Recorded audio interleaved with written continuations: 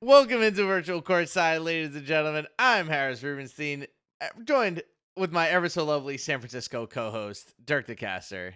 We actually didn't get San Francisco into the intro. I'm sorry, Dirk, but Oh, it's in there now. It's okay. that's disappointing. Well, we don't have San Francisco in, but we do have a full week's worth of NBA 2K League to talk about. We should mention at the top that now that we have shifted into season mode, these pods are going to be very analysis based. We're going to be going game by game, series by series, talking about them all, recapping the week, and then we'll go through some standout players, some standout teams. We'll reflect on our preseason predictions and see where we lie going into the Slam Open bracket play. But Dirk, first things first, the new league build, I'm going to give it a very solid 8.5, actually 9 out of 10. I really like how the 3v3 league build looks. What is your grade on it? What do you think of the league build?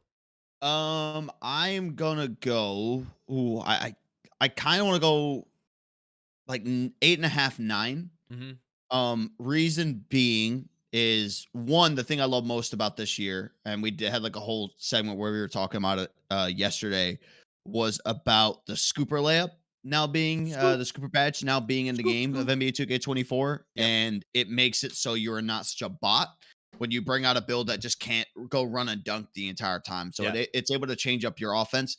The reason that the league build I'm not liking too much is the fact that there's just no fades this year.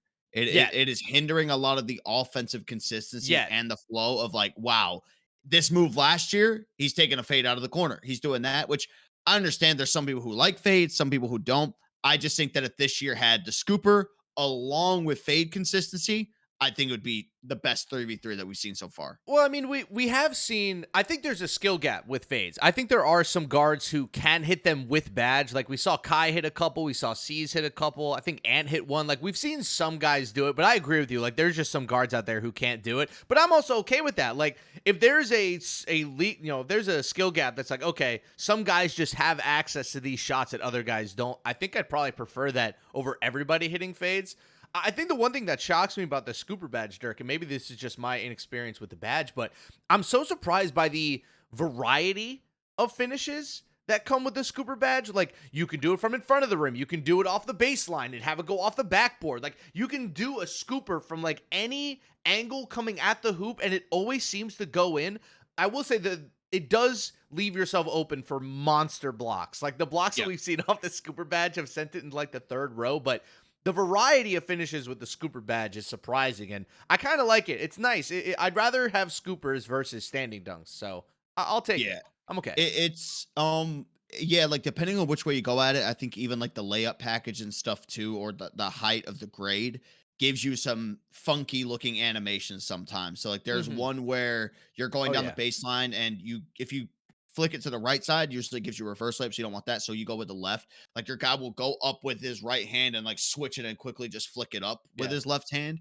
But I like the dynamic of it because from the moment that you start it is when the shot meter goes, yeah, and that shot meter changes based on the contest that's happening in front. So they might contest it initially, but you slither right by them and get the scoop, and then your groove window's massive, so it's yeah. really easy to time. But yeah, it's just way better than last year of a guard cooking somebody, and just because they Dunk. couldn't dunk the ball, like they just ran to the paint and ran back out and had to give it to somebody else. Yeah. So I just like the dynamic. I think it was the perfect badge to throw in to really help with the 3v3 paint offense for guards. I will say I like the other animation I really like out of it is that if you're a guard at the top of the key and you beat a guy to the left or the right and you start the scoop layup animation a little bit early, you kind of end up with this cool like Kyrie Irving ball cradle layup that Yeah. he does a lot where you kind of shoulder the guy and cradle the ball in, and it looks great because you get the scoop in off the glass and like it's a pretty unblockable shot. So it's just nice that guards have a way to get to the rim, and we can talk about hey, like they need to start attacking the rim more, like they need to start doing this as like a real play style thing. So I like it. What do you make of the defense? Do you think it's fair? I think the contest system looks pretty good.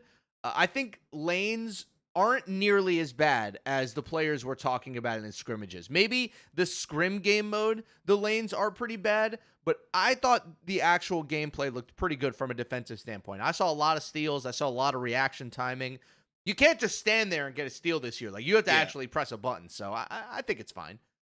I like it. I don't really notice much of a difference compared to last year. Mhm. But like get like along with that to where maybe people aren't getting steals in the backdoor, which how many point guards were consistently getting steals on backdoors last year? Like Yeah. not many. I feel like when locks and power forwards are in a position, they are grabbing a lot of the Mhm. steals if they are pushing a button.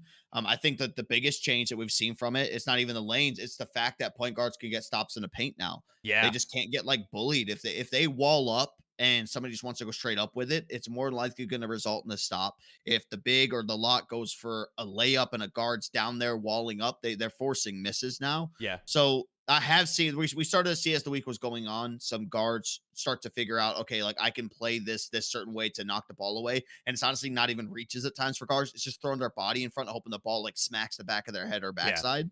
And then they end up getting the ball there too. So I think I like where defense is at. It's nice when you have a mismatch because it just reminds you, like in real life ball, like when there is a mismatch, you expose that. Well, that's And kind of anytime the you get the point guard on there, that's when you're going to see a majority of the time a score happen. Well, that's the counter to the point guards being able to wall up down low is that if you actually get them in a one-on-one matchup and you're a bigger guy, you can just post them up and push them down to the rim and get like an easy dunk over them. Whereas if you kind of attack them while they're already down there, I mean, that's similar to real basketball, right? Like it doesn't matter how big or small, big or small you are. If you're under the rim and somebody's running at you and you kind of put yourself in front of it, there's a chance you're always going to get a stop just based off of the contact. I know it's a video game, but I feel like that still kind of matches up with the tenets of basketball. But I will say that the turnover numbers seem balanced. A lot of guys have steals, a lot of guys don't. And then obviously as we go through, we'll talk about some individual players. So any final notes on the league, Bill, before we officially get into week one? No, I really like it. Like honestly, compared to again some of the other league builds, it's cool just seeing how much 3v3 itself is kind of growing with Yep. all the archetypes that are in the game there too. So yeah, I would just like to see hopefully people get down like the fadeaway and adding that part to their offense a little bit more. It gave me a lot of faith when I saw locks and power forwards doing it over guards. Mhm. So I'm hoping that the guards can try to figure that out. All right, well, let's get into our official week one recap. We're going to go through every single series. Why not? We have the time, and it's the weekend, so if you sit back, relax, and enjoy a little bit of content on a weekend. So let's start with our first series was Nets Hawks. This was the MDS suspension series, so it was Duck out there because dread from it, run from it, does not matter. Duck will end up playing 3v3 at some point this year, and he did. Greens wiped the floor with Hawks Talon. It was kind of ugly. Greens went crazy. I think he had a 16-point game in the middle here. It was just kind of a tune-up series for this Nets team who, I'm not going to lie to you, Dirk, this Nets team looks like the real deal. I had them as a contender. I thought that them, Steeds and Streets, I thought they were going to absolutely dominate this year. And to open things up, it's looking pretty good. I like how this Nets team looked. Yeah, it was nice. I just went through and like looked through all the box scores. Like usually I feel like last year they were so greens heavy and their offense wasn't going, like they just really couldn't do a whole lot. Streets when they were good was making everything, but you kind of even started to see here as the week was going on when Streets was missing shots, that's when games got really, really close and they had to try to grind for them. Yeah. I like the balance attack a little bit more. I know that it was Duck at the helm and it wasn't MDS for that game, but everything I would say kind of went as expected for Nets GC, bringing up the same threes lineup for another year now. So back to back years, trying to get all these repetitions in. So I feel like that was more of probably one of the more easier ones to predict on opening night. Yeah.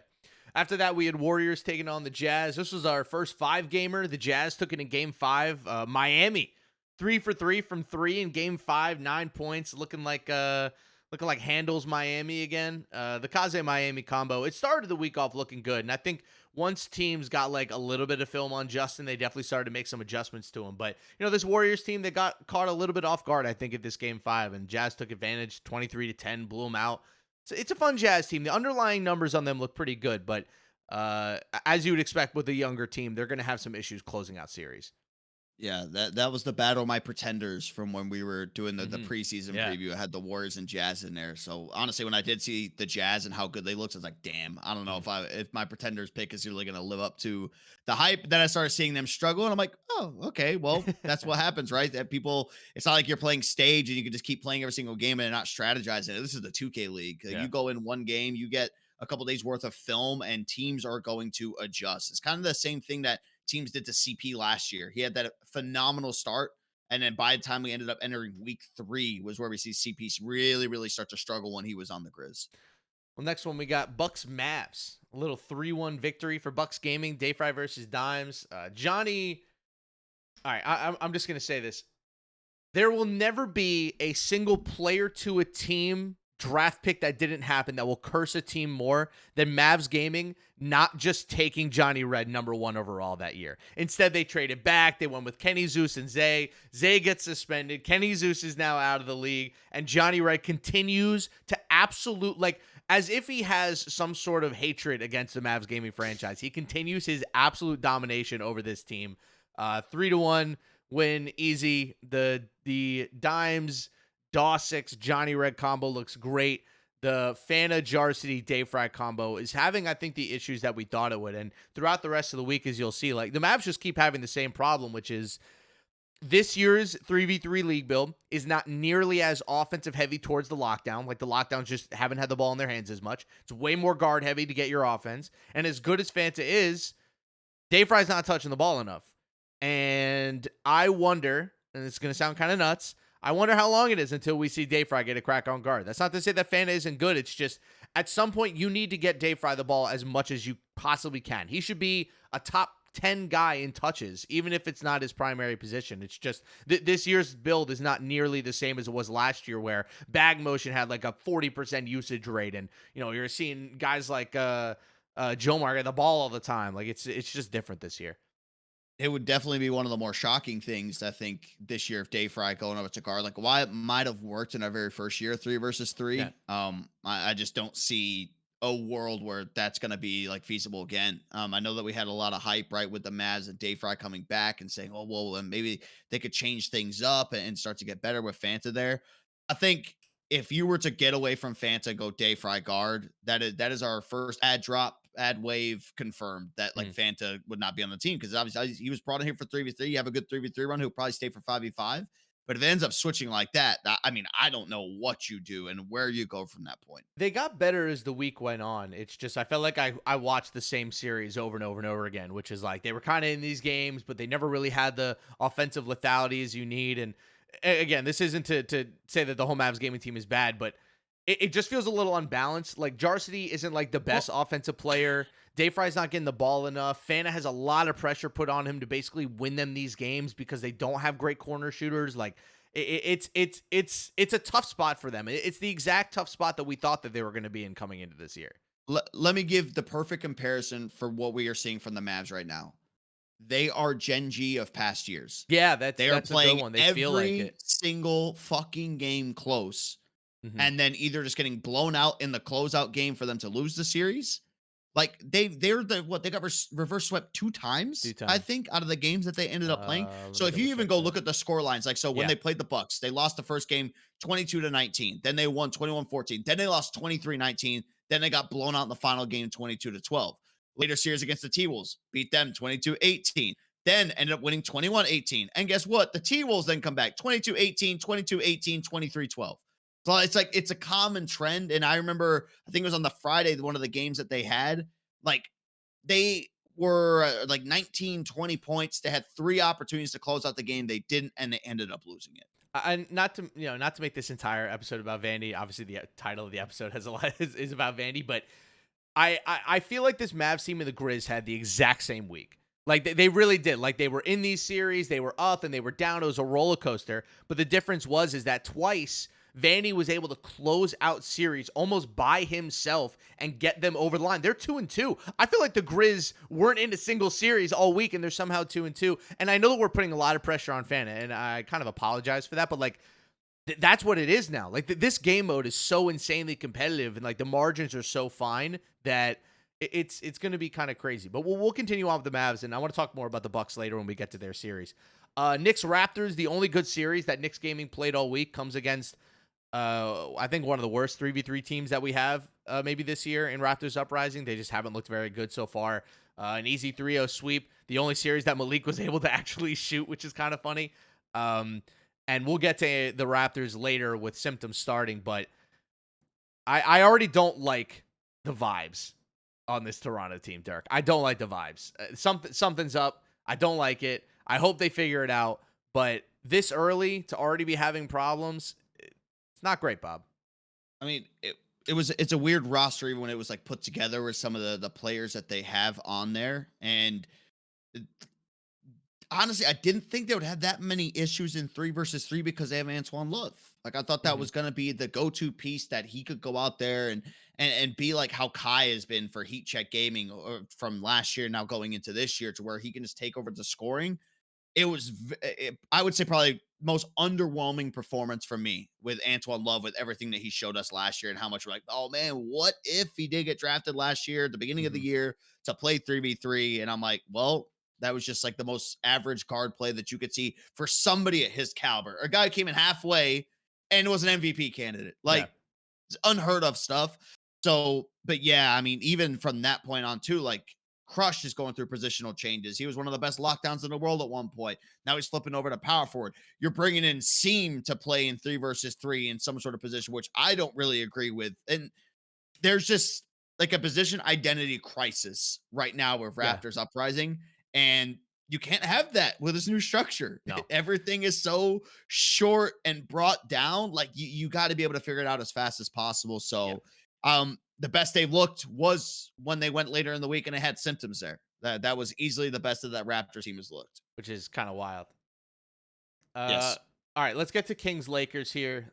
We can talk about the Lakers as much as we want. I'm going to pat myself on the back on that one. I thought this team was going to be really good. They look fantastic.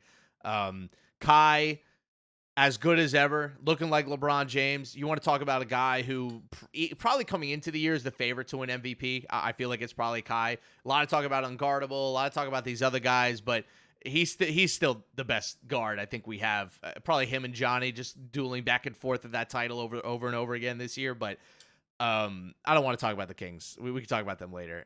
What have you made of the OVC crazy combo? Because we actually watched a lot of Lakers ball. I figured that it was going to be crazy on lock and VC on power forward. They swapped the crazies on the big. What do you make of it? Yeah, I mean VC's home position, right? When everybody knew him as Guns was a lockdown first type guy. I guess the only difference is that we have seen that trend of people who are playing the big man for their team be the ones go to lockdown because they're actively setting the screen. So it works out a little bit more with a pick and pop. But it works out because with this team, VC has also played center. So he has that IQ in his arsenal to be able to do that. I love the way they look when it comes down to the early parts of a season and you want to become a clear cut favorite. You dominate teams Yep. and you have large winning margins. That has been the Lakers that entire week. Those 3 days, it was Lakers gaming with the deficits that they were like holding their opponents like 22 to 14, 22-15, score lines like that, consistency, even winning some games like the 21 to 10 mark, absolute perfection. And of course, right, I think this speaks to the magnitude of how much of a difference bringing in one of the best players in the NBA 2K League can just immediately put it on their team and just generate this spark. I have Yep. not seen a Lakers gaming webcam in their locker room be that happy in God knows how long with Yep. that organization. That's the effect that somebody like Kai is going to end up bringing to the table. So it's really, I mean, I think it's good for everybody in the NBA 2K League when a team in LA that is affiliated with the Lakers is playing well. So phenomenal. I really honestly can't say anything bad about what the Lakers did this week. They're going to be so hard to get a series off of this year. They really are. 12-6, 4-0. I believe they're second in the league in scoring at 20.4 points per game, and they're first in defense at 17.3 opponents points per game. So they're our hot start team of the week. Grizz Pacers. We can talk about how good Cooks, Jay Snags, and Chess look. I talked about on broadcast how interesting it is that Jay Snags was so good at lock last year that there wasn't even a thought like, oh, let's put him back in power forward. No, he's back at lockdown, and he's still insanely good. I love seeing Cooks kind of take over, the real scoring load on this team. He's going to be one of the top scorers that we have in the league so far this year.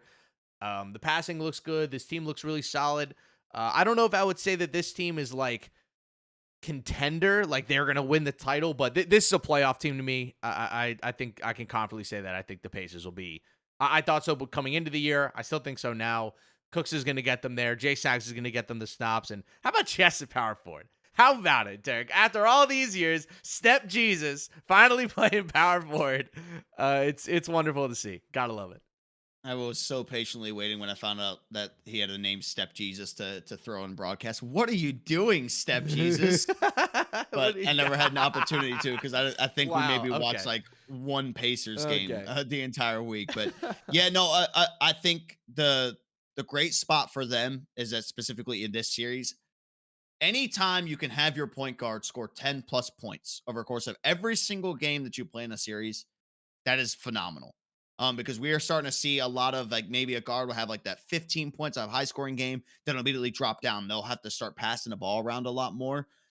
Pacers gaming team is only going to go as far as Cooks will take them, kind of very similar with how the Bucks were.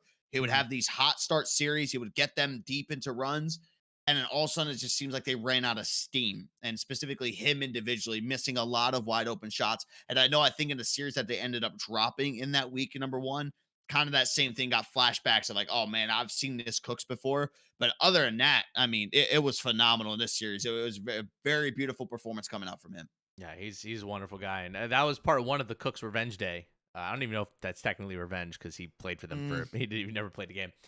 Cavs Legion Hawks, the one game that the Cavs actually remembered how to hit their open shots and hit open threes, and they got an easy 3-1 win over the Hawks. Killy looks great. He's getting open as well as anybody in the league.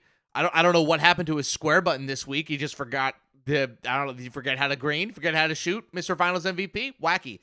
DJ Too Cold, I can't say enough about him, man. I think he's one of the great development stories in the history of this league. From complete no-name prospect to easy, like slam dunk top 3 power forward in the league. Like just easy, casual at this point. How good he looks, and seeing old man TB Shift Day out there playing 3v3 brings a smile to my face. So I liked what we saw with the Cavs. I liked what we saw from them all week. I think their film is going to look a whole lot better than their results because I don't know what happened to their shooting this week, but it'll come back. It has to return to the mean, I mean, right? yeah, that first game that they played, like the series against the Hawks, like their shooting was good. I think Killy went 1 for 5 the very first game, but other than that, a lot of 2 for 3s and an 0 for 1 in the very last game. Uh, like Killy will figure it out. The rest of the team will figure out the shooting. That is like for sure. And so that's why, like for a team like this, I think the switch is probably going to be the perfect opportunity for them to really make some noise. Yep. It's going to be tough because again, like we're in bracket play next week. There's no second week of group play, so you're immediately jumping into the money games. So you basically had from the last game that you played this week going till Thursday next week for you to try to get some sort of flow and some sort of consistency down. And I mean, the part we're talking about, right? Such bad offense, like atrocious offense, they still came out 500. Yep. Still came out 2-2 above it all. So yeah, I agree with you with DJ. I think it's just a part of when you're on the T Wolves, like in your rookie season, you're obviously overshadowed by all the powers that be. You're Yeah. playing with one of the best players in the league. You're playing with the face of the league. So there's a lot that overshadows that. So like I didn't think of DJ too much. Like his rookie season, like when he was in Indianapolis, obviously he had that high energy, but now that he's been able to blossom and kind of become his own thing and try to Awesome. become his own face of the entire league with how good his play has gotten. I got a lot of faith in the Cavs, and I Yeah. think rightfully so. I think a lot of people do. They're gonna be really good. I'm very confident in that. Again, their film's gonna look better than their stats do. We'll get to the T Wolves here in a sec. I want to do something a little longer on them. Warriors Blazers. Warriors get the job done 3-1.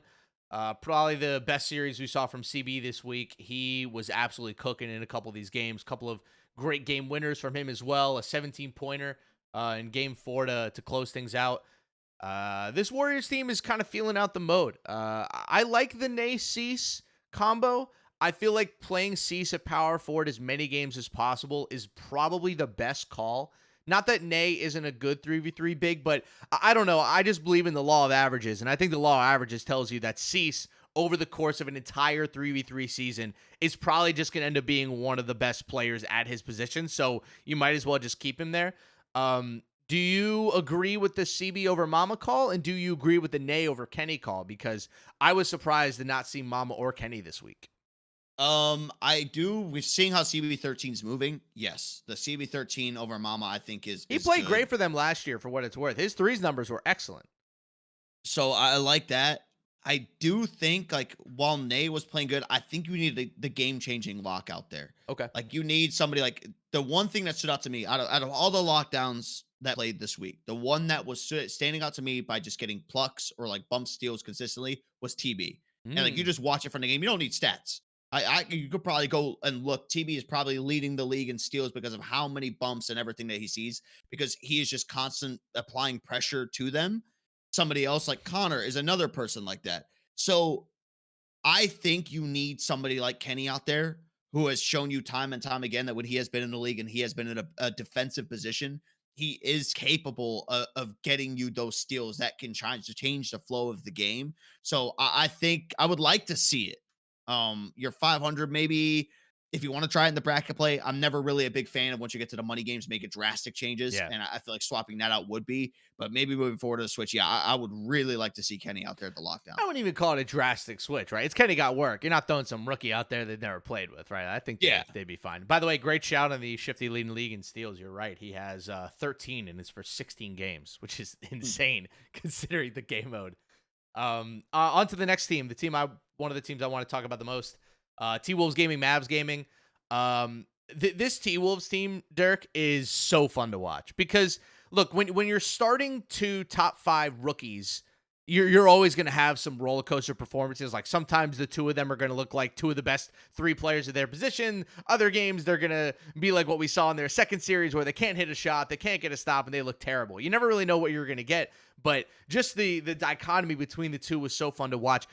I think when we get to the middle of this season and we're seeing a comfortable two-talk, I think he's going to be one of the best players in the league. I would not be surprised if we're talking about him as maybe like a bubble MVP candidate. He has all the moves. He's got all the moves. He's got all the looks. He knows how to get open. He knows how to mess with defenses. He's a great playmaker. I was actually very surprised how comfortable he was. The only thing he didn't have was his jump shot timing down, which is fine. We've seen plenty of rookies early on in their league build experience have issues timing jumpers. So I'm not too worried about that. I think the fundamentals of what he's bringing to the table is great. I think Bear being out there is awesome for them just to keep them kind of level-headed, keep everybody knowing, what the situation of the game is. Do we go for 2 here? Do we go for 3 here? Kind of defensive rotations. I think having him out there instead of sub, I get it. I understand what they're trying to do. And then again, Iggy Mo looked like we thought that he was going to. He is a dog in this game mode. The steals, the shooting, the baiting passes, it's all there. I think the only problem with this team is that they're young, and I think that they're going to lose some absolutely heartbreaking series this year just from not being able to close out games. But we'll see. I'm very excited to see what Tutok and Iggy Mo give us over the course of this year. But I think that's why, like, when you have a young team, it's perfect pairing with Bear. And then putting him in a lock position where he can still control the game, but he doesn't have to be like hyper engaged on the offensive side, right? He doesn't have to worry about spamming the dribble combos. His job is relatively easy, so he can kind of guide them step by step and what they should do. And of course, he has experience all of last year of them making crazy runs in tournaments, making all the way to the finals and just coming up short. So it's a feeling that he's used to. And I just feel like there's something special about this team that, like, when it comes down to those moments, like they lose, they'll be hard on themselves, but they'll be able to bounce back almost immediately. This team's got the juice. They got the juice. Yeah. And so I really like the fact, too, that when we were looking at the cameras, Jay Money is behind Tutok every single time that they're playing. Mm-hmm. And I feel like that's what you need as the coach, right? With the experience that Jay Money has at a championship level, playing at the guard position, both of them kind of playing a similar play style, if you will, over their 2K careers. Jay Money shooting a bunch of nut shit, Tutok shooting a bunch of nut shit. On bigger guards. Yeah. And so, like, that's why I feel like it's a very good combo, but Tutok just he lived up to all the expectations. Honestly, other than that weird shooting performance that he had yesterday, where he was going crazy, they could have close out the game and then like miss 7 shots in a row. That was concerning, but nothing they're gonna be like, oh, like you need to change this, and this. Just a bad shooting cycle, and shooting slumps are a thing. What the players say, it doesn't pop up, but the players saying shooting slump is in the league build, so that would make sense why he kept on missing after the 5 shots that he initially missed. Few too many. I don't want to say too many turnovers for me. Too many missed passes. Like whether it's not passing, to an open guy or passing into a turnover. That was just the one thing. But again, it seems like he's experimenting and figuring out like what he can do, just like every other guard. He's the only one too playing on a shooting guard build. I love it. I like think it's great that he has his own style and he's sticking to it. Screw it. Like I don't want to play point guard. I'm a shooting guard. It's been him And then Malik ended up bringing out a shooting I'm guard surprised build, that I think, in Johnny their hasn't second. done it. I'm honestly surprised that Johnny's still on a point guard. I mean, I feel like for threes, I can see why, even if like they naturally play shooting guard, you want to be in a point guard. It just Meh, moves that much more better yeah. than everything else. Maybe they want the different base, or maybe they want the Benzo Patty too. Mills and they don't want the T Mac.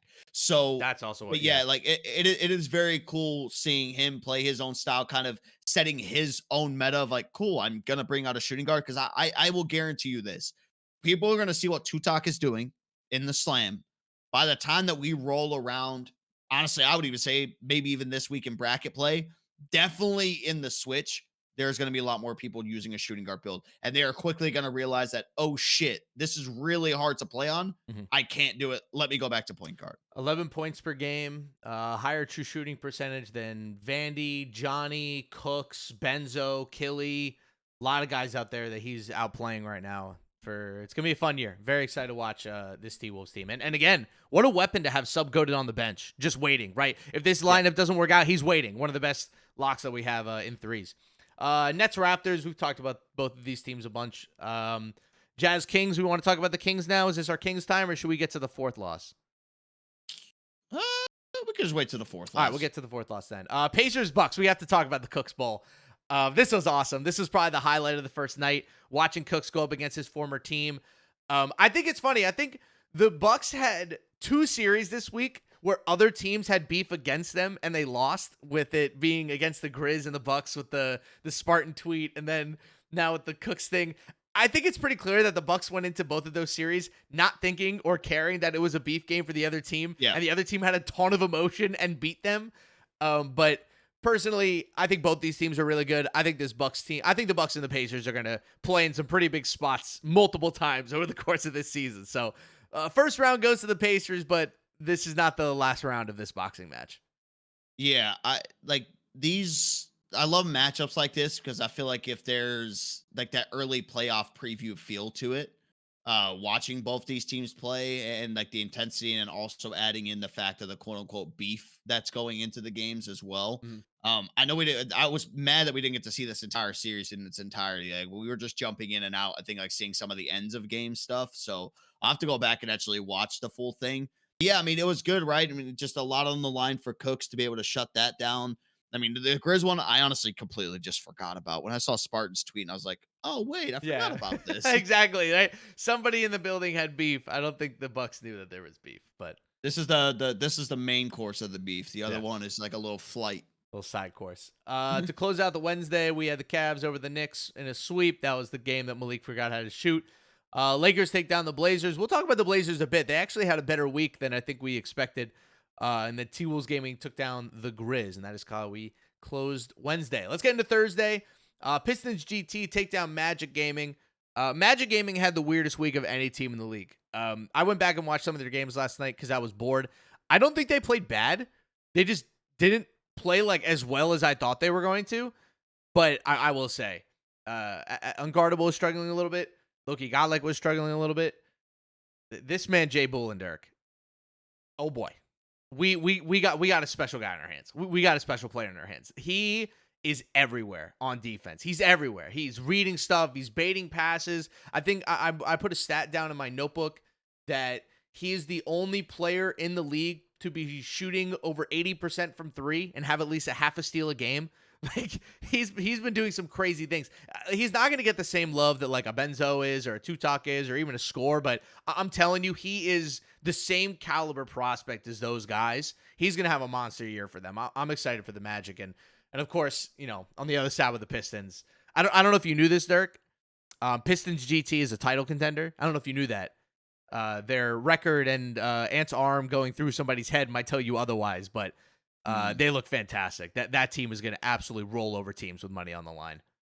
Yeah, I'm happy with just tuning my own horn. Remember, my whole comparison with Jay Bullen has been like, man, this could be like the next Jay Snags that we have of Mhm. like a power forward playing out of position in 3 versus 3 and dominating. Yeah. So from like the glimpses that we ended up seeing of their games and even look at the stats, I'm like, that this is literally what Jay Snags was doing last year. What like made us just go crazy for his unique style of play. Yep. So I do really like that. Again, like with how much hype we've been putting on Unguardable, you expect him to be a guy at the point guard position who is almost leading the league in scoring. I mean, he is compared to a lot of the other guards I've seen, he is low. He's at He 8 averages points the per same amount of game. points of Ham that we ended up seeing, and Ham obviously came in, didn't play a whole lot. I mean, Antoine Love's below him, but like Duck is ahead of him.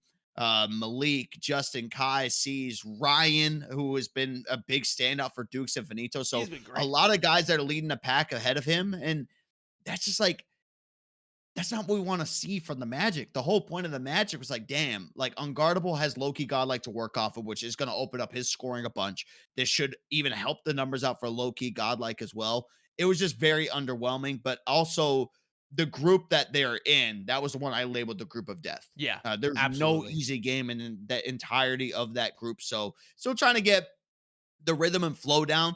I feel like for Orlando with some tough matchups, but I got faith in them that by the time that we hit the end of 3 versus 3, that they will be a team that is going to be competing for a title. Yeah, and guardable 14 of 42 from 3 this week. And for such a lethal 3-point shooter, I'm sure those numbers will go up. Honestly, the Magic coming out of this weekend or coming out of this week and only being 1-2, I think is fine.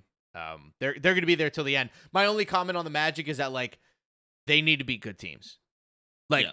that we were people are picking them as a title contender. They have an amazing roster. Like I know they're in a great group. I agree with you 100%. The group is crazy, but like I need them to be beating some of these Yeah. teams, you know? Like, I mean, that's even like the same for the Pistons too, with them. I feel like being one of the ultimate favorites coming in with Yep. the addition of Jomar. Them being at 500. I mean, if you want to talk about, I know looking at the start of the year, you never want to compare it to the end of the year, but with that type of pickup and like how good you just have been historically in 3 versus 3, 2-2 is definitely a major, major disappointment to this organization. Yeah. Get to our next one. Nets GC take down the Cavs in Game 5. An absolute masterclass from Greens. 19 points, 5 of 7 from 3.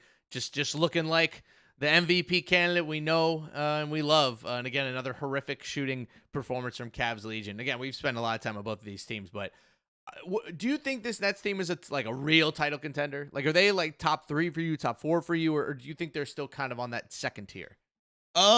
Definitely like have to be top 3. I mean, I don't know Okay. the other teams to really put ahead of them. I really just like the value of one. You've already had a good 3v3 team last year, Mhm. right?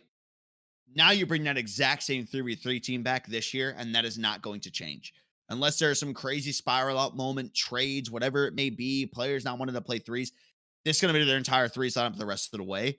And so with that experience and them actually like getting better is what it looks like. They all look a lot more comfortable, but it's also going to be tough to try to fall for the bait because they started last year super, super hot. As the year went on, the results really weren't going their way, and you started to see a tiny decline coming out from the Nets. So, but it is a very good sign from the year they had last year for them to come out here and still be one of the best that we've seen. Yeah, they're a title contender for me. They're especially with just how good Greens looks and how much better. Honestly, I think he's improved. I think he looks better than he did last year. But I'm a fan. I'm excited to see how much better they get over the course of the year. Hawks get their first win of the year. They sweep the Knicks in a game that Malik was horrible. He couldn't. I don't think he hit a single three the entire series. MDS took advantage, and they got it done. Congrats to the Hawks. You're on the board. Do you have any confidence in this Hawks team? So when I did my rankings, I still have them in the quadrant of woe, just because I don't particularly like them on either side of the ball right now. But I need to see more, obviously. They're a strange team. Very strange. And the reason I say that is because I think that we've been so used to seeing C's and how explosive his offensive style is to when like we have been watching this team. It's not an MDS takeover. Like underrated GOAT is getting a lot of touches for A lot of this team as touches. well. And you know, I like that. I like when the lockdowns could try to get involved as much as possible. But at the end of the day, it's threes. Your point guard's going to have to establish some sort of on court dominance as it's going on. So yeah, I just think it's awkward because like whenever I've watched MDS, I've never seen him as some like crazy dribble head, always going and creating these masterful shots in like one-on-one scenarios. Yeah, like definitely against some of the 5v5 clips that you've seen from him historically. Yes. But I think with him and his style of game that he's currently playing in the NBA 2K, we didn't get to see anything last year, so we don't have anything to go off of too. That's something that we Mhm. do have to note. MDS in 3v3 is completely brand new to us because that was his debut coming in after his game after serving a suspension. So I think it's just trying to find the right footing. I do think that they will get better as the year will go on. I think his play individually will get better as the Yep. year goes on. But one of those teams where they're just like right in the middle, they're not wowing you, but you also are not losing complete faith in them. So just kind of like in the middle of the pack, as average as it comes to a lot of the teams that we have in the league. Yeah, it's going to be tough for them to beat the best teams in the league. But hey, they did Yeah. beat Knicks Gaming, so we'll see how they do this weekend. They have a big matchup coming up. Hornets Venom GT taking on NBL Oz. The Hornets looked great. I think I know that we saw Fluke Lock and Trey back in the league last year, so maybe the community team sentiment kind of falls short. But it's great to see two of the stars of the community teams from last year get picked up by the same NBA 2K League team and look this good. I mean, Trey looks excellent. Fluke looks like one of the best 3v3 locks in the league. Saints hitting shots. I mean, this was as good of a first week for Charlotte as you could have asked for. I love what we were seeing from Trey. I thought the shots were good. I thought his passing looked good. Wasn't turning the ball over. I mean, for him, it's going to be how consistent can he be, because that's always been his issue. He's had these good spikes in the league before, but I don't really have any complaints. I thought the Hornets played good ball. I thought they toughed out a lot of difficult series. I think that they were probably the underdog in almost all of their series this week. Maybe they were only a favorite over, I guess Genji went into that series undefeated. You could probably argue that they were the underdog in every series and they got the win. So that's the mentality over there, and I think they played it to their favor. So good week for Charlotte. Yeah, no, I honestly, like with Trey last year, I think probably I had this thought. I'm not sure how many other people kind of had the same thought that I did of like, okay, like how much of a fluke was the potential dot squad run? Like, are we gonna see that from him in 3 versus 3? Because like no one knew him as a 3 versus 3 guy. And also you come out here and you just start dominating some of the best teams in the entire world. That answer quickly came from Trey Dollars, just honestly in the first matchup they will end up seeing. And we kind of knew what we were already going to get from Fluke Lock and Saint. Their one key piece for this Hornets team to have success was always, okay, who's going to be the guards who come in? We wish it would have been Antoine Love, but it wasn't. They struggled last year. They finally got their guy. Yep. So I like what I'm seeing from them.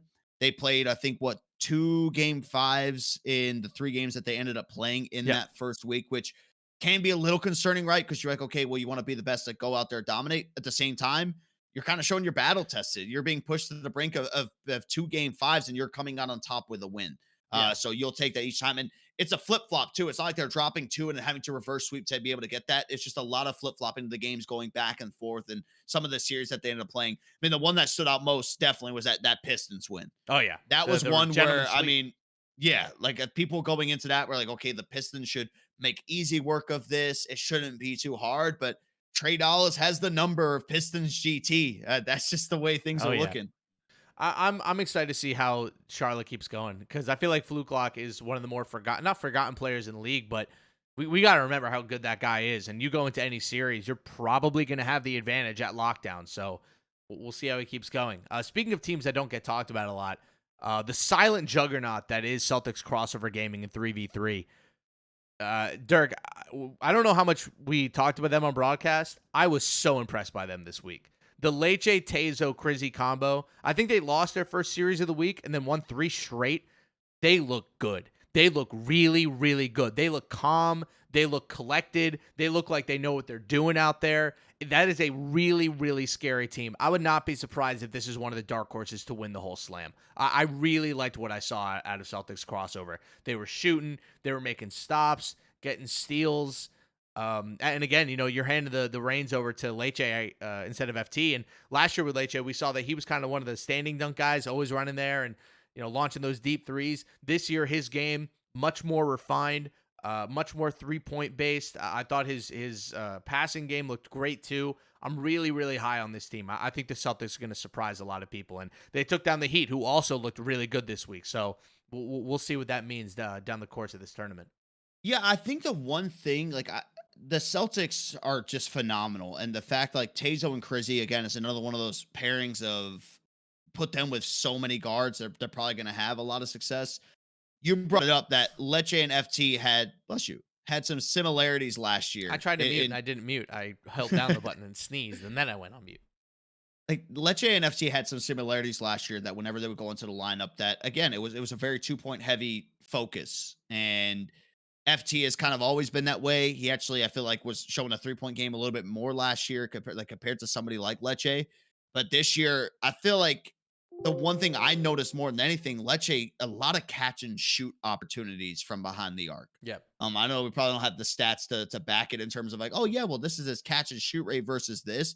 But that was something that was always standing out, is that he was setting his teammates up and them making the right reads to be able to get that. I know that on the season so far, he's 40 of 54 from behind the arc. Whew. He is shooting the lights out, and that's what the team's going to need the entire year for them to have any type of success. So good to see them sitting at 3-1 going into the 2-2. bracket play. They're 2-2. They 2-2. closely, yeah, 2-2. They closely lost Oh, the okay. series to the Wiz. I miscounted it, but even in the series that they lost, I thought they looked really good. Yeah. So big fan of Celtics crossover game. I would say when you're talking about a team that is 2-2 with a lot of the other ones currently sitting at that, I would say just off the eye test that It's them and the Pistons. what put them, and yeah, the put them as Grizzlies, like the second best team. Well, there are a Probably bunch Pistons of those being number teams one and at then 2-2 that you could kind of call and be like, all right, they're still as good as it gets. You know, you got Pistons in there, Warriors, Grizz, Celtics, Cavs, Bucks, all sitting at 2-2. So there's a lot of competition. That's again the best part about threes this year is how good the comp is. Yeah. Lakers, Jazz. We talked about both these teams a bunch. Just again, want to shout out how good this Lakers teams look, and also to the Jazz. It's a really young team, so I'm not surprised that they started 2-0 and then ended 0-2. I think like they're going to have a couple roller coaster moments like that this year. Gen G with a big win over Magic Gaming. Holy shit, Gallo learned how to hit open threes, Dirk. Oh my god. Like all week long, he's just hitting like these insane shots off the dribble without badge, and we're like, whoa, where did this Gallo come from? We've been waiting on this for 2 years.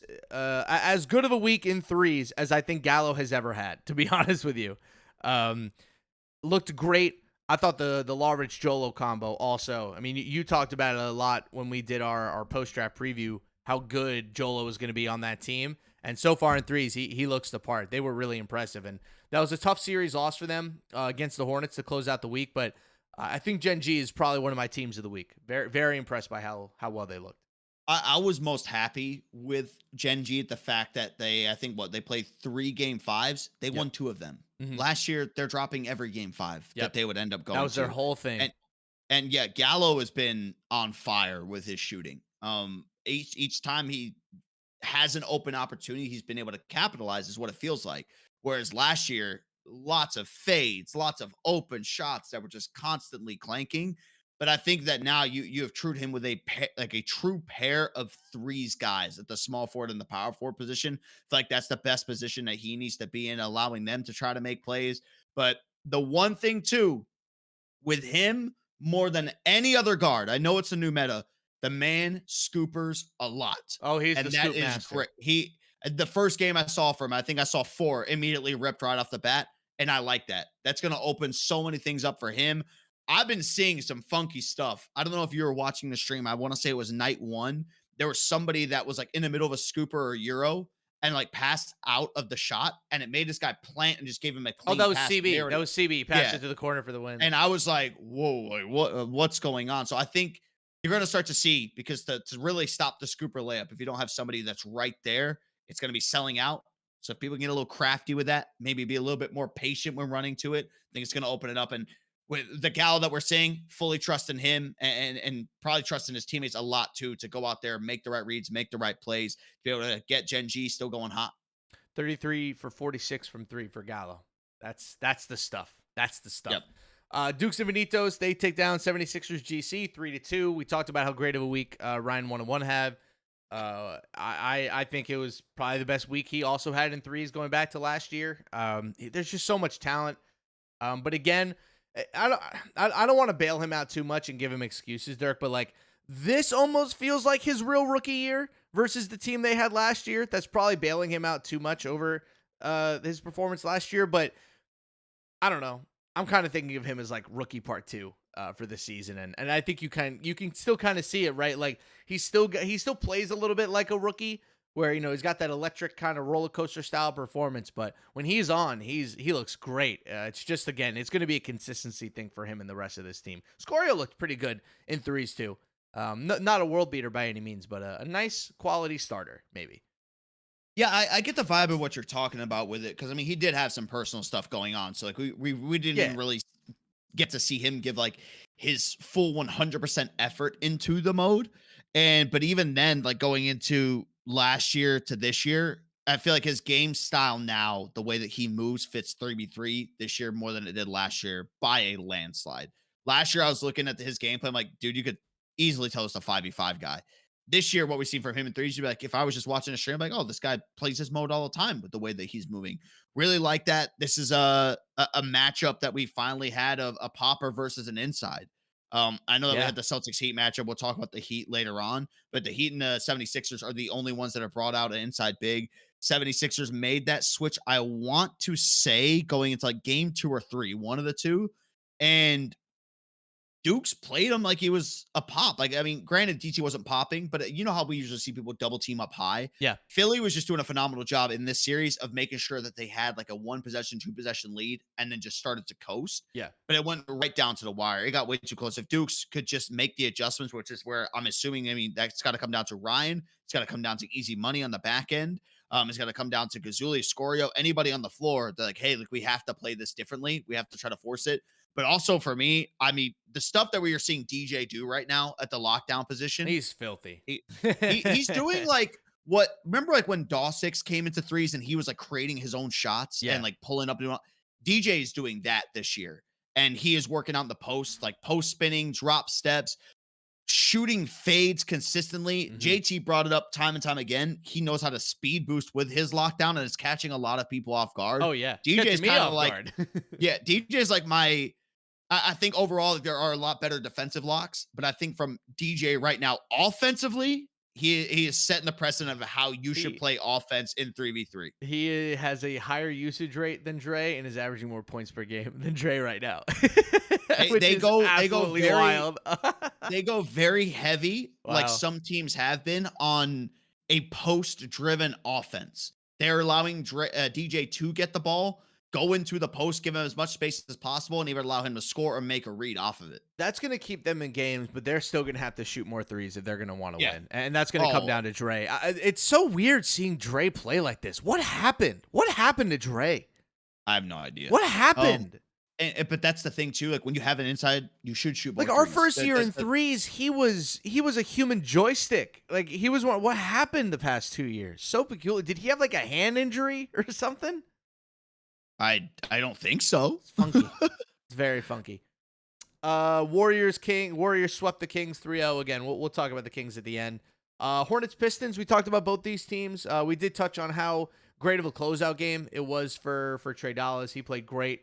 9 points, 3 assists on that one. Fluke Lock had 8 as well. Again, great week for Charlotte. Wiz Celtics. Wiz got their first win of the year over Boston. Benzo, his debut. I thought Benzo this week looked, how do I do this? He looked like somebody walking on a tightrope where you know he can do it, but like it still looked a little bit jittery because he was clearly a little bit nervous about making his debut. I thought he played very well when he kind of calmed the nerves, locked in. I thought that there was a bunch of games this week where, you know, he really just got into that Benzo rhythm of, you know, the transition threes, the big time shots, the great passes. When he's in his game, he's great. I find that sometimes he can get a little bit, he can start overthinking situations a little bit too much, which again, a rookie thing, but having Awkward and Nudini out there as bailout options is great. I think the sky's is still the limit for him. This is a great series. The Wiz Celtics one was awesome. It was back and forth the whole way. I think it was either Malik or Connor in the chat that was just like Benzo just got better as the week did go on. Yeah. And I think that kind of does speak to volumes of like, okay, yeah, it's definitely nerves then, right? Because like there's no way you take a that big of a leap in terms of how comfortable you are. So yeah, I mean, it's just number one overall pick stuff. It's fully what you would expect from the style of games that we ended up seeing from him, the confidence in certain closeout situations. I mean, he just looked, even in his camera, it was like kind of like Gallo, lean back, relaxed, having a really good time with everybody else. So I know that the Wiz very, very happy to see with the way that he has slowly started to progress his game and the way that he has been moving, especially after last year not really having a remote amount of success. Yeah. I'm excited for this Wiz team. Did they play So what? They're did they play all 4 games, the Wiz, or just No, they 3? play They the haven't. Sixers tomorrow. They play on Sunday. Oh, okay. So we still got to see their games. Next one, B5 Jazz. We can talk about B5 now. I thought Claude Chaos and May performed pretty well, despite of a lot of negativity and just bad vibes coming their way. They played well. Claude looked good. He still got that killer instinct in him that we saw last year during the Steel Open. May's been shooting the ball pretty well. Chaos is playing a pretty quality lockdown. I want to specify, I don't think this team is good, but I think this team is good enough to win games.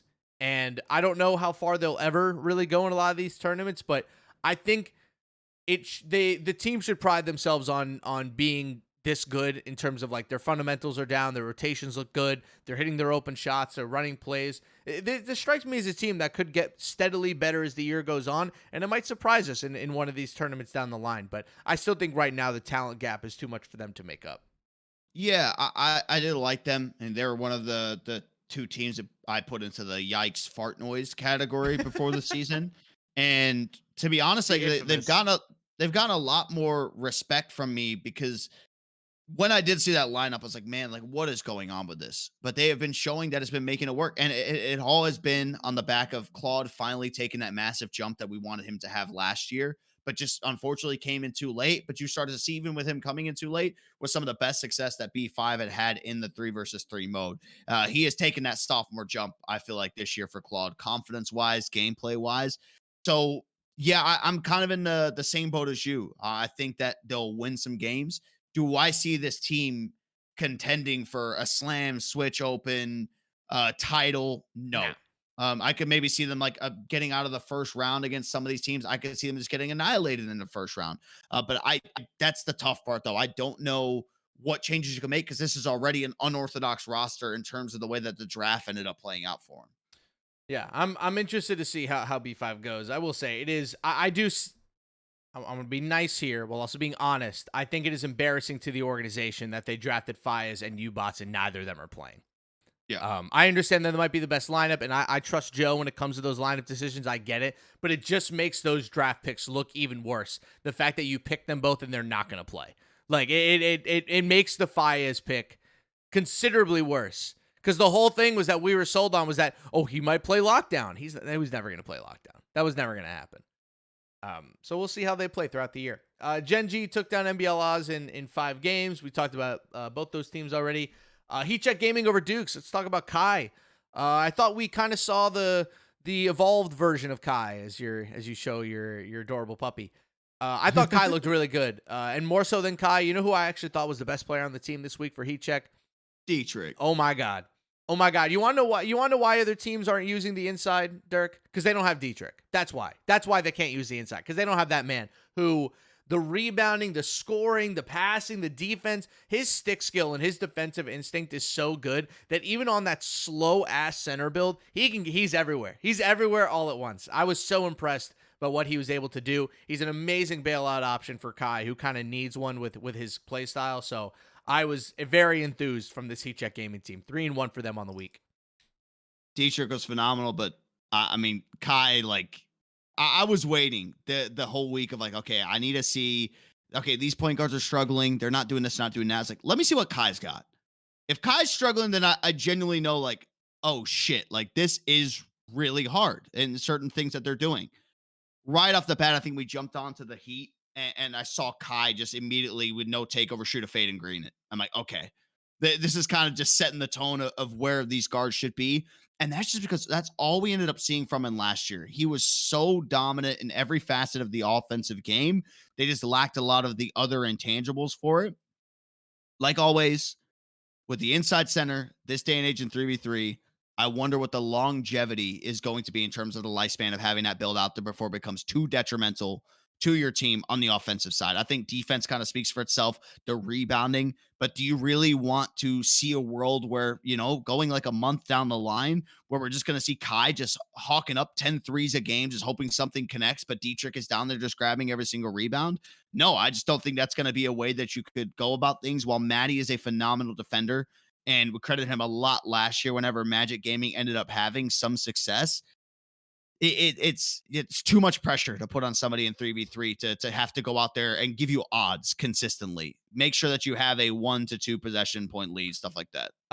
Kai also has not fixed the turnover problem. 15 turnovers in 18 games. He currently leads the league. It's a good team, but I agree with you that there's flaws. They have enough talent to overcome their flaws, but I'm keeping my eye on them because the underlyings are a little concerning for as good as they their record came out this week. So eyes on the Heat. I'm excited to see them this week.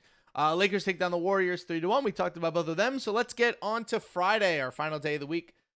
T-Wolves take down the Pacers in a thrilling 5-game series. I thought we were going to watch the end of game 5, but we didn't. Hey. We started a different series instead. The T-Wolves did get the win. Iggy Mo looked great. Tutok looked very good as well. We talked about the T-Wolves a bunch, so we can move on. Actually, what team haven't we talked about? Grizz? No. Oh yeah, we haven't officially done the Vandini strikes back moment because they lost their first 2 games. So here, the Wiz took down Dukes 3-1. And then the Pistons beat Gen G in a sweep. So let's go to the Grizz taking down the Mavs 3-1. This was the Vandy stop missing, or this was the haha Fanny, you keep missing shots, I'm gonna hit them instead Vandy game. And every single time Phantom missed a shot, Vandy would come down the other side of the court and hit just the most backbreaking shot you've ever seen every single game. I mentioned this in my article, which will be dropping tomorrow.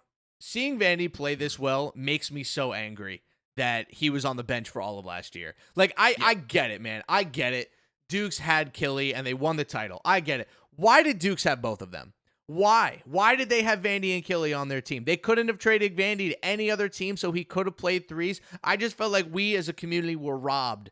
I mean, year 1 of threes, he was maybe the best 3v3 guard we have in the league. He didn't even play last year, and he's right back to it, being one of the best 3v3 guards in the league. So, still one of the oddest things I've ever seen was having Killy and Vandy on the same team. And then having both of them for 5s, too. I don't know. I thought that was a gross organizational oversight. But, hey, he looks great right now, and we're happy to have him back on Memphis. Yeah, like there's always one certainty. When it comes down to 3v3, Vandy's always going to be phenomenal. And the fact they paired him with Icy, the fact they paired him with Don, another one of these teams that's sitting right in that middle of the pack, right, of 2-2, where you could argue that they're probably potentially one of the best teams that has that 500 record as well. I think once it gets down to bracket play time and there's money on the line, I think that's where we're really going to start to see Vandy thrive just because of being in that type of environment. But he just has like no quit in it. Even when the Grizz were down in this one, they're constantly forcing turnovers, courtesy of Icy, courtesy of Don. And Vandy is it's hard to like put into words. Like when he gets established in the half court and he makes 1 shot and you're like, okay, cool. Well, can he make 2 in a row? Makes 2 in a row. Like if he gets to a certain point where he is hot, he just will not miss. Never. And he has been that way his entire 2K career since he came in season 2 all the way up till now. There might not be a better player when they are completely on fire of just being able to shoulder the offensive load than him. So that was a phenomenal performance coming out from him, phenomenal performance coming out from the team. And, it's kind of exposing the weaknesses, right? The one way that you're going to have change, like if you're the Mavs, it's going to be a matchup just like this. Yep. You have a big lead. Everything is going good. And there's just a glaring standpoint of like, okay, well, this is a major issue. We need to fix this within the next week. If Anna wants to be the guy or like the guy on a team in this league, those are the series that you kind of just have to win. And again, we're putting a lot of pressure on Fanta this episode. I think it might be a little unfair, but hey. I think you have to. It's your redemption season back in the league. Sure. I just don't want to feel like we're like piling on just Fanta for some reason. But that's the thing too, right? Like that's what comes with one, playing with an organization like the Mavs, and 2, playing on the same team as the GOAT of the NBA 2K League coming back to return to play. Like that's just it's a call to basically the entire team to do better. But you're the point guard. You're always going to get the blame for every single thing that happens, maybe apart from defense. The Sixers beat the Celtics 3-1. We talked about both of those teams. Magic beat NBL 3-1, and then we get to the 4th loss for Kingsguard Gaming.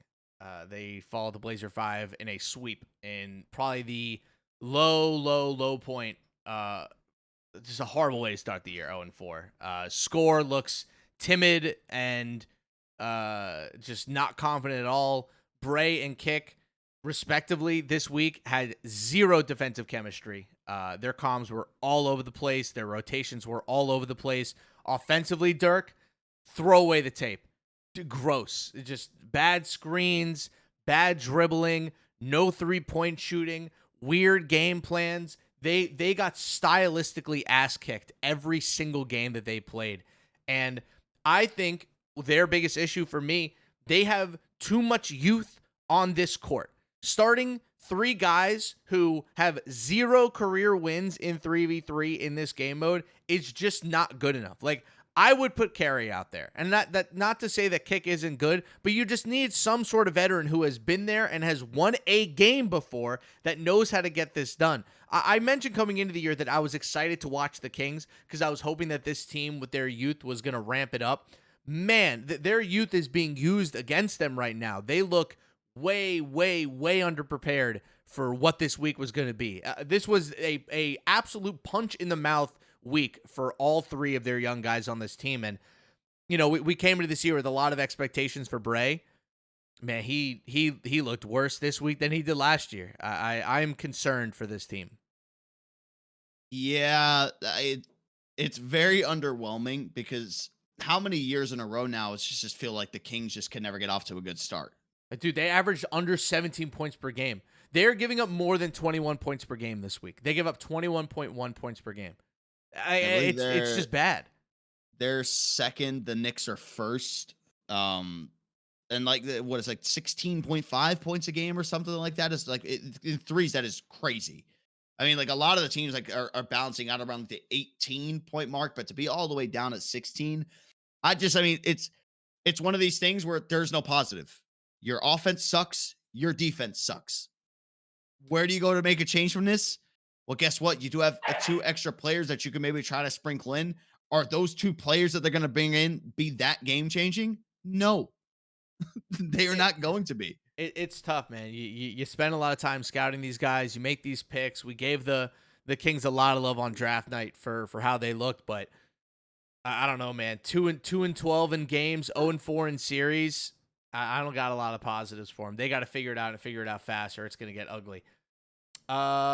We had the Bucks sweep the T-Wolves in a very classic. One team is ready to win the title. The other team is still a little bit young for that, maybe. Heatcheck took down the Wizards 3-1. Raptors took down the Cavs 3-1 in one of the funniest series I've ever seen. Okay, can I just say something? I got to say something about this series. I don't think it was you. JT was being very, very nice to Symptoms for how Symptoms was playing in this series, and I thought that Symptoms looked pretty good. There is no way that the Raptors win this series if the Cavs like remember how to press the square button and know how to shoot. This was a Cavs sweep waiting to happen, and instead we now have to do like the Antoine Love versus Symptoms thing because the Raptors somehow won this series. I'm not sold. I actually think the Raptors played pretty poorly in this series, and luckily Rick got out of there with the series win. I'm happy for Nick, got his first win in a Raptors uniform, but I don't know, man. I don't know. I'm worried about this Raptors team. I think the Cavs like the last 3 games that led to the defeat were like 1 for 17, 1 for 15. I gotta officially add this up. It was so funny watching them. Game 2 they were 0 for 6. Game 3 they were 0 for 3. That's 0 for 9. And then game 4 they were 1 for 4. So they went 1 for 13. I mean, like, that is just biblically bad. And that's not to say that Symptoms wasn't good in those games. It's just he was given the opportunity to be good in those games for the fact that the Cavs could not hit a single open shot the entire time. Yeah. So I'm happy they got their win. But, like, if you're the Raptors, you got to figure it out. Antoine Love not playing in threes. We're 3 series into the season. I shouldn't put this out there. Are we putting the official trade alert possibility out there for Antoine Love? Is trade window open? No. But I'm saying with the trade window will be open in between 3s and 5s. Oh wow! So there's no trade window at all in 3s. I think the trade window is open right now, but I don't think teams are going to make trades until we're done with 3s. I'd be surprised. Outside of something cataclysmic, which I don't know, maybe.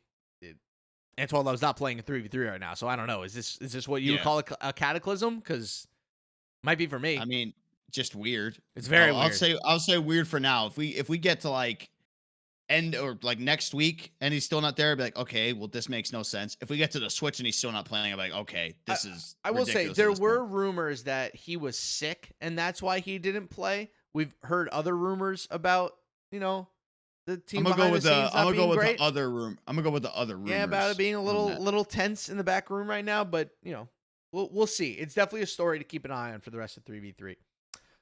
Any other teams? Pacers over the Mavs 3-2, Celtics over Dukes 3-2, Oh, Hornets we over haven't touched Gen on G. NBL. Oh yeah, we'll get to actually here. Well, all these series went 3-2. Ready? Pacers over Mavs 3-2, Celtics over Dukes 3-2, Hornets over Gen G 3-2, Grizz over Bucks 3-2, Heat over Sixers 3-2, and then finally NBL Oz Gaming over Pistons GT 3-2. NBL Oz probably should have a better record. They lost like 2 game 5s and a game 4 or something. Like they struggled all week to like close out series, but I am enthused by what I saw from C's and Bag. I think a lot of the success on this team is going to fall on Plu. I think a lot of the success is going to be whether or not Plu is able to keep up with them defensively, if he's able to get them enough stops. All C's needs are stops. That's all he needs. You get C stops, he's going to get you buckets.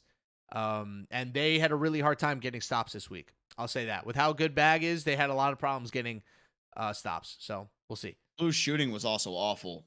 Yes. 26%, Which if for he's a not giving guy you his who, shooting, what's the point? yeah, that's tough. But no, I do agree with you because that's been the one thing. Like, C's when he was with the Hawks, that was this main story. It's like, damn, if they could play some defense, they would be like making deep runs in every single tournament. This is their best opportunity, and thankfully, Bag Motion is the lockdown, and he himself can shoulder a load of a lot of defensive duties in terms of getting some of the steals that he's going to be able to get.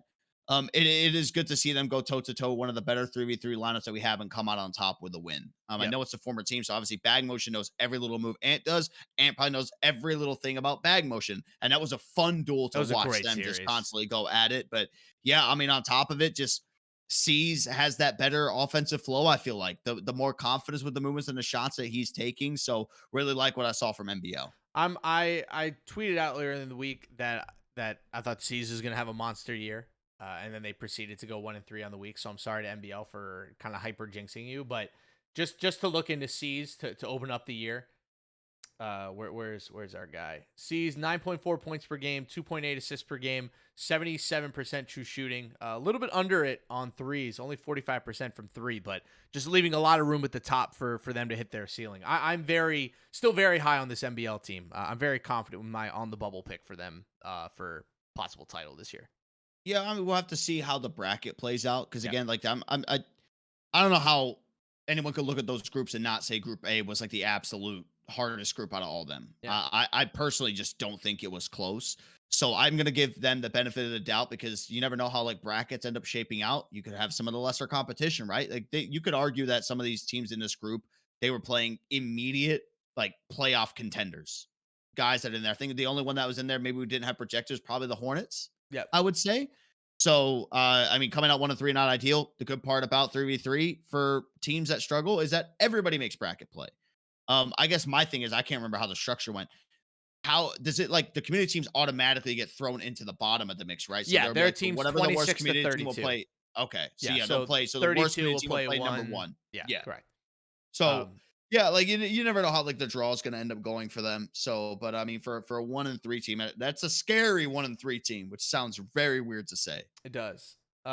Hey, we talked about the group of death. Shout out to the Hornets. They technically won the group Yep. with a 3-1 record. Got to give them credit where credit's due. And the other group of death, with the Pacers and T-Wolves, Mavs, Grizz, and Bucks. Pacers and T-Wolves come out with 3 points, 30 points each. So they're looking good. That brings us to the end of the week.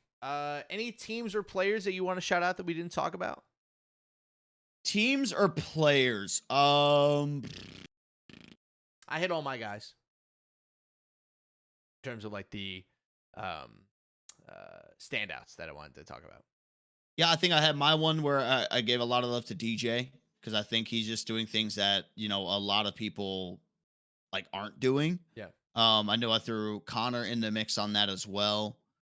Um, yeah, I think I'll just stick with those two guys as kind of being my main standouts, both at the lockdown position. I mean, I know how important the position can be, but actually, I'll throw TB in there too. I'll go 3 for 3 with the lockdown defenders. I think those have been the glitchiest guys that we've seen for different reasons. I think Connor and TB more for steals and defensive. I think for DJ, a lot more on the offensive side compared to anybody else. I'm excited to see what he does against the Wiz. Yeah. Other guys I'd want to shout out. Shout out Justin for looking pretty good in his 2K League debut. Obviously rocky week for the Jazz 2-2, but I think he is being put in a very pressure packed situation. I think he looked pretty good. Him and Miami are fun little rookie duo. Anybody else? I think we covered just about everybody. Yeah. Obviously we have a couple games left to play this weekend. Knicks, Nets, Magic, Hornets, Sixers, Wiz, and then Raptors, Hawks. So you and I will do another episode either Tuesday or Wednesday. We'll go over the bracket. We'll talk about the first round matchups. We'll make a picks. Maybe we'll do our own March Madness brackets, and we'll pick who we think are going to win and release it to the public on the Twitter account. We'll see. Are you working any of these games? I'll be on Friday. Oh, any of these? No. I'll be working the Wizards one next week, which will be the 17th or whatever it is. I think it's the first week of the Switch. The Carabao Cup. It's funny because you said it the first time on broadcast. You were extremely confident about it, as if you definitely thought it was called the Carabao Cup. It's okay. Hey, I'm never involved with fucking team events, Harris, so I have no clue what the fuck goes on. Well, on that note, let's close it out. This has been Virtual Courtside with Dirk and Harris. You can follow him on Twitter at DirkJDR. Also, give him a lot of support for the new soccer content that he's doing. It's been a lot of fun. He's getting a lot of great engagement. You can follow me on Twitter at Sportstein. We will be back next week to cover the bracket play for the first round of the Slam Open. See you guys then.